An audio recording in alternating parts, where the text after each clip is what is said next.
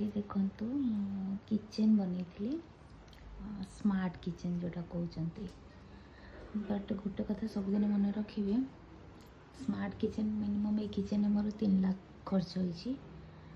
किंतु ये किचन रे गोटे रू 2टा डब्बा रोनी कहीं जो इंटेरियर मोर बनई आपण केबे भी क्या भी काम दौरान ना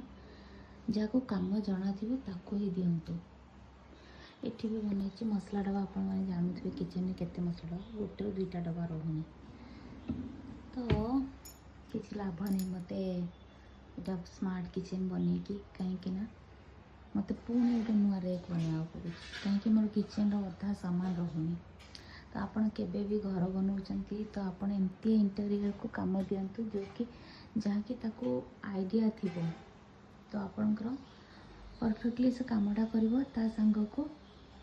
आपन को पसंद भी आसो निज लोक चिन्हा परिचय भितर केबे भी काम करातु ना जोटा कि मु करके आज मो बहुत हैरान हो भल तो काम करेनि आपड़ से कहे तो कही भी पारे।